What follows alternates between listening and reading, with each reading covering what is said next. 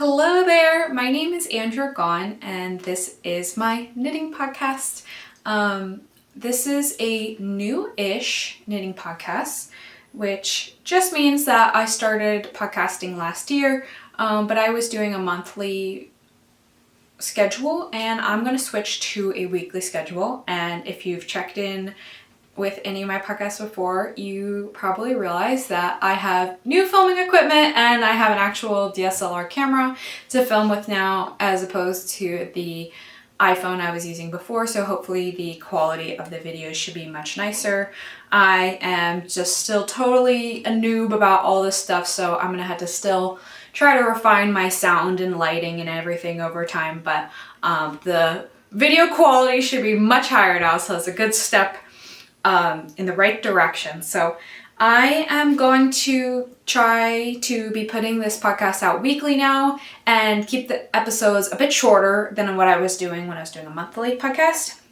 And I think it will be good for me because sometimes when I was filming a monthly podcast, I'm like, what was I even doing a month ago? What did I cover? So I think this frequency will help get in a better rhythm with the podcasting. So I am going to just jump in and start talking about some different designs I've been up to. So this that I'm wearing right here is the front porch pullover. And as you can see, it is a oversized, it's not hugely oversized, but just very comfortably oversized drop shoulder sweater. The design is actually a modified drop shoulder. I don't know if you happen to know a lot about the difference, but modified drop shoulders have some arm shaping here, but you can see that my size that I knit B actually does not have any armhole shaping, and that's because to get the same fit at the sleeve, how it works out is sizes A and B are traditional drop shoulder, and then it becomes modified drop shoulder for the larger sizes, and then that keeps the arm join consistent, and that's just because our fronts don't get wider as quickly as our busts get wider. Anyway, that is something I would love to get into really depth with another time because it's taken me a while to figure out how to balance those things, but so it's a semi-modified drop shoulder, and some people call it a modified drop shoulder when there's shoulder shaping too, which all sizes have shoulder shaping to help this shoulder where the fabric all drops down to form a kind of sleeve cap situation feel extra natural. And my sample is knit in Knitting for Olive's Merino, which is a fingering weight yarn, and their Soft Silk Mohair, which is lace weight held together. And I'm obsessed with the fabric that this creates. It's like so airy but warm and not at all, it's very solid while still feeling like very kind of loose and drapey in all the right ways. But of course there's lots of different combinations of fingering weight yarn plus mohair you could use, and then a lot of my testers also just subbed a DK weight yarn, and the gauge works completely well for that, so there's a lot of options of different yarn choices you could do with this design. And this design came out just last month in January and is available now, and I really want to knit another version. A lot of times my test knitters will choose a color and I'm like, I need one in that color. So one of my test knitters chooses this colorway, I think it's called Bottle Green, which is like a really deep green with some kind of bluish tones, and I'm very seriously thinking about ordering the yarn again in that color to knit myself another version, but we'll see if I end up making the time for that. So the next thing I'm going to talk about here is a newly released pattern. This just came out Thursday of this week, and it is called the Aion Cowl, and it is a cowl that is worked in all over color work in the round. And so you do a provisional cast on and then knit a tube, and then when you join the end to the provisional cast on, you insert this twist, and this twist helps give what I think is a really perfect fit. It kind of helps it just like sit really naturally, which I love. And I knit two different sizes with my two samples. This one is a medium, and my first one is a size small. And there's a small, medium, and large included in the pattern, but if you like a loose fit, this is the small, which is designed to be close to neck, which if you're wearing with a jacket, you know, it's keeping all the material right up at your neck. Oops. But anyway, it's extremely easy to just start the pattern, knit the instructions to whatever your preferred length is, and then just pick up at the end with the finishing instructions. So it's extremely customizable. Some testers actually also increased or decreased the width based on their preferences as well, which is very simple. You just work more or fewer repeats of the colorwork motif. So you can see here I did two quite different color combinations with my two samples. I did this one first, and I was really excited about for an accessory, going outside my kind of usual realm and using a rainbow of 6 different colors. I think this focus is working pretty well. I know I had to cover my face, but this is my first time recording. I did a tiny test video, but this is my first time recording a video of any length, so I will have to just assess how that's all working. But it seems like it's going okay. So anyway, I did colorful version, but then I wanted to be sure I kind of showed the range of possibility. So I tried to go the other end of the spectrum, a neutral and a classic mustard yellow, which is for me a classic. It's a color I always love and will continue to go to. And then you can just see how different the motif looks in just 2 colors versus in many different colors all combined. And there's a lot of possibilities with this of just using scrap yarns. It's written for a DK weight gauge, so you could hold fingering weights double, use DK weight yarn. Sorry, I just heard a weird noise out there. Or it'd be really easy to just use sport or worsted weight yarn. I am a extremely strong proponent of gauge swatching, but an accessory like this, as long as you start knitting it up and you like how it's going and you like the width, there's no need to gauge swatch. And if your gauge turns out differently than mine, you can just knit to length with whatever your gauge is, and the only difference would be that yours may be a bit narrower or wider. And these samples both use Good Wool from Purl Soho, and I really enjoyed working with this yarn. It comes in a beautiful range of different colors, which was part of my motive for picking it, because I wanted a color palette that looked really nice and cohesive for the colorful sample. And they were great to work with. I reached out to them and asked for yarn support, and they gave me it was just yarn support for this sample, because then I independently just decided I wanted to do a second sample and put in an order myself for the second one. But yeah, so I am excited to try out some of their other yarns. This is actually the first yarn I've ever tried from Purl Soho, but I've seen a lot of people knitting with like their linen quill and a couple other yarns, so I'm interested to try some more out in the future. But I am interested in having a range of different yarns I'm using in my patterns, but I think that Purl Soho is a good one because it does come at a more accessible price point. It's definitely not like the cheapest yarn out there, but compared to more like specialty hand-dyed yarn, it's quite affordable. And it has the beautiful color options. So, and it's just a super,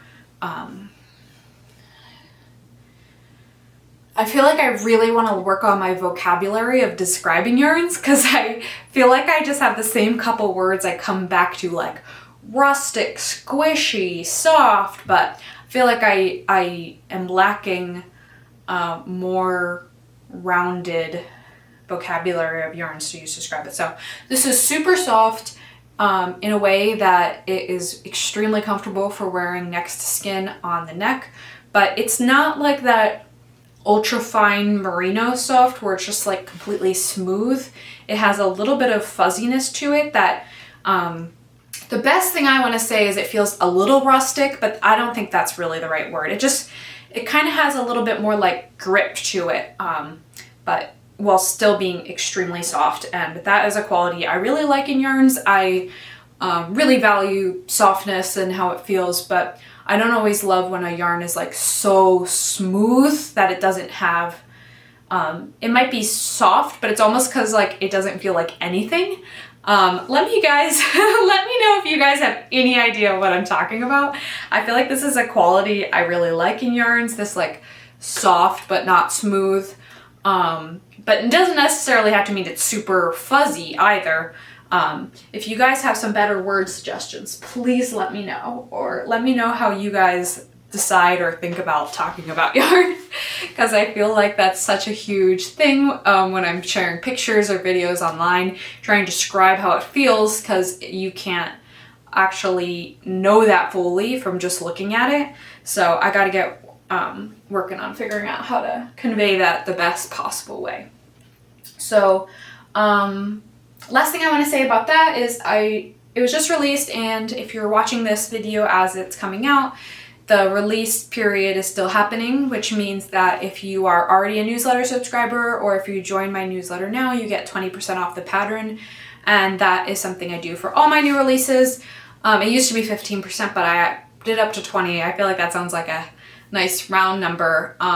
So if you are a newsletter subscriber, the first 3 or so days that any of my patterns is out, you will get a code that is only for subscribers for 20% off. And I will include in the description below the link to join that if you're interested and not already on it. So the next thing I'm going to jump into here is a design I've been working on, and I'm calling the Sunshine Tee. This is my first tee and my first time doing seamless set-in sleeves or any type of set-in sleeves. So there's been a lot going into this pattern. I've spent twice as much time on it as I expected to, but I'm so happy with the results of that extra time, and I've been working with my tech editor. She's been helping me refine the shaping and getting the instructions extra clear, so I'm totally happy with the extra time I've invested in this. But I have 2 samples I'm going to show you, one solid and one with stripes, and neither is 100% done. So this is my first sample. Oh, it's got some wrinklies in it. Let's see here if you can see the whole thing. So this one was blocked, but then I removed the neck shaping that I had originally. Originally I had just an I-cord edging, and I'll show you on the second sample I found a different neck edging method that I'm happier with. So I undid the I-cord edge, and I have yet to do the new edge. Okay, so here you can see, hopefully, the sleeve shaping.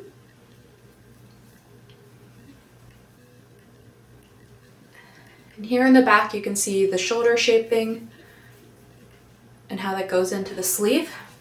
So this is knit top down, so I know that is a strong preference for a lot of people. And you first knit the cast on flat and knit the back, and then you pick up on either side and knit the fronts and join the fronts at the bottom of the neckline, knit the fronts down to the bottom of the armholes and join the front and back, knit the body in the round, and then so if you've done drop shoulder sweaters, basically that's all exactly the same as you do for a drop shoulder sweater. And then you go and pick up your sleeves at the armhole. And then, for example, if you're familiar with this construction, it's basically the same as this, except for the armhole has more shaping and is meant to fit closer to the body. But then once you pick up at the armhole, you work short rows across the armhole for, I think all the sizes are about, till you make this sleeve cap 2/3 the height of the armhole approximately. And that makes it so you have this nice shaped sleeve instead of a rectangle just coming out, which is how a drop shoulder sweater would be. And I'm so happy with the fit of this. I'm not going to try it on for you right now, but I'll be wearing it in a future podcast, so you'll get to see the fit. And what I wanted for this is it to be just like perfect, classic tee, all the kind of classic minimal details that make it look really nicely finished and a well-made piece, but nothing too out there or attention grabbing, and just have the like fit and minimalistic details be able to really shine. So the hems of both the arms and the bottom are finished with a folded hem. And I'm kind of obsessed with how this looks. I really like it. So all that you do is once you get the sleeve or body, oh, this focusing is all over the place. I think you can see it. All you do is you knit to the length you want, and then you go down a needle size, knit an additional, here it's 3/4 of an inch, in that smaller needle size, bind off, and then you fold it over inwards and sew it down. And that, having gone down a needle size, just helps it not flare. And then you can see it's a really nice finished looking edge, and it creates the sort of look of sewn garments. And then I will show you what I decided to do for the neckline. I think I tried like 4 different things for the neckline before I found something I was really happy with. So the sample is not blocked, so it's a little more lumpy bumpy, but this is the neckline I ended up going with, which is also a folded neckline worked in stockinette. But this is a method where you, instead of a traditional folded neckline, at least the way I know it, is you pick up stitches from the right side and then knit and then fold the neckline over to the inside, just as you would with the regular folded hem. For this folded collar, you turn the whole work inside out, and then you knit the collar so that the wrong side is facing outwards, and then you fold it over towards the outside and bind it off. And then what's happening here? I'm just making sure that it's nice and focused. I believe it is you sew down the bound off edge. And what that does is that creates a really nicely, clearly defined line at the edge of the collar. Whereas if you've worked a regular, picked up and folded collar before, you know this line here where the stitches are picked up can look a bit wonky, especially in, this is cotton merino from Knitting for Olive, which I'll talk about the yarn in a minute. But so a real smooth, not a stretchy yarn like this, like any little inconsistency in where the stitches were picked up can, I think, be distracting and not very nice looking. So this method of the place where it is sewn down is itself the edge detail. I hope this makes sense. This is gonna be something I make a tutorial for, which is actually the reason I haven't redone this one. My plan is I'm gonna film myself doing this one to be the tutorial, which hopefully will be done soon. So anyway, I hope you guys are visualizing this, but I'm just obsessed with how this looks. It's like the perfect thing that I had in mind. It looks just really nicely finished, but it matches the minimal vibe of the rest of it. So this sample is worked with stripes that are included in the pattern to work the stripes in the body, and then the stripes actually start at the very bottom of the armhole, so they kind of start on the bust when worn. And this sample, I'm on my first sleeve, about to finish that up. Eek! This is not laying flat because it hasn't been blocked, but I'll lay flat just fine. But I'm obsessed with this one. I just love I mean, obviously I love mustard. This one's 100% mustard, but I feel like somehow I love the mustard in this one even more. The mustard stripes on white really makes it stand out. I'm happy with it. So my first sample is worked in Knitting for Olive's Merino, not held with anything. So it's the same exact yarn as is in this sweater. That in this sweater I held it with mohair. Here it's just single, so worked as at a fingering weight gauge. And then this one is worked in the Knitting for Olive cotton merino, and then I used the merino for the stripes. And a really cool thing about the Knitting for Olive yarns, they're merino, cotton merino, and silk, is they are intentionally designed by Knitting for Olive to all be worked at the exact same gauge. So if you write a pattern for one of the yarns, or you know that one of the yarns works for a given pattern, then you know either of the other two yarns are going to be able to be subbed in. And I didn't want to make a third sample right away, but I'm thinking before the release, like during the testing period, I would like to get some silk to make a additional version. So I have one in all three of the yarn types, which I think is really cool. Yeah, so when I've been working with my tech editor, like I said, I originally had the armhole quite shallow, which works really well on my body, so I didn't really realize that it would be an issue. But I feel like relative to my other proportions, my upper arm is very narrow. Like my forearm and upper arm are basically very close to the same, and that is not typical for people. So it was really helpful to have my tech editor flag that the amount of ease I had, that while it happened to work for my body, would not be the best fit for most people. So I reworked my second sample with more depth in the armhole. The first one I just left because I think it will still look close enough in the photos, but the second one is the revised shaping that just adds more depth in the armholes. And I'm so glad. I feel like this is exactly why I work with a tech editor, so that I can catch something like that before it gets to testing and everyone's not like, oh, these armholes are way too tight on me.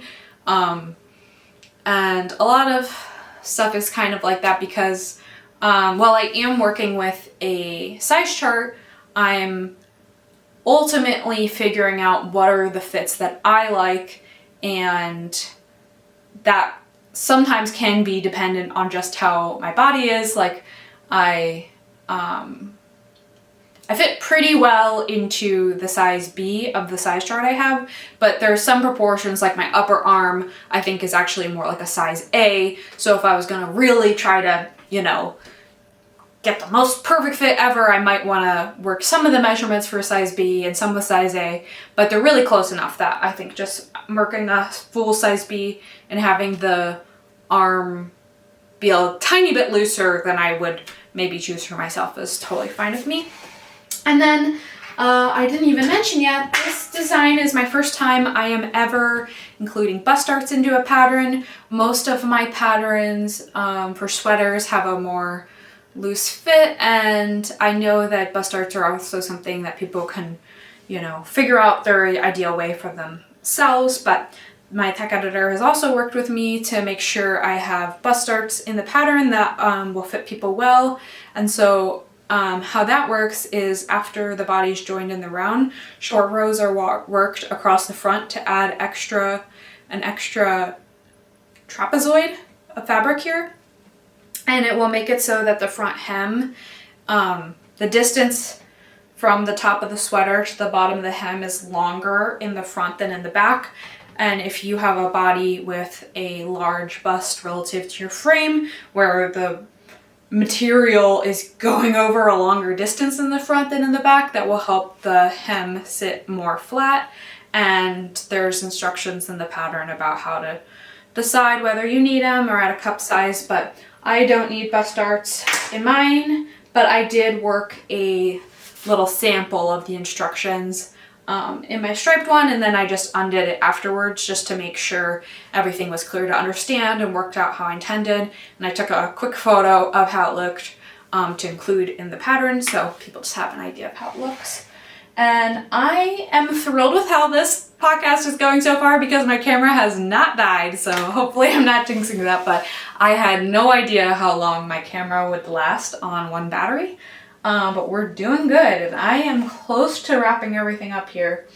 I'm just checking real quick to make sure I didn't miss anything that I wanted to say about that one. Because I did. So I already told you about my newsletter and signing up for it in order to hear about releases, but that is currently also where you are going to want to sign up if you want to hear about my test calls. So this test call should be coming out tomorrow, very soon. Not sure the exact day at this moment, but I also announced those on Instagram. I am looking into this spring. I think I'm going to do a bit of restructuring about how I do my test calls, but I will keep you posted on details. For now, my newsletter is where you are going to hear about them. And I really appreciate you tuning in and watching this podcast. If you were here before, let me know what you think about switching to weekly, and maybe get excited with me about how I have a better quality camera, because it's basically been something I've really needed, so I'm glad to finally be here. But like I said, please just let me know something about crafting that you have been excited about. Maybe a pattern you're loving, a technique you've learned, colors you're excited about. And I think I would love to hear that, not only to get to know you guys, but kind of if I hear what all you're interested in, I can maybe try to let that influence what I talk about and get into, to make sure it's the kind of things that you guys want to hear about.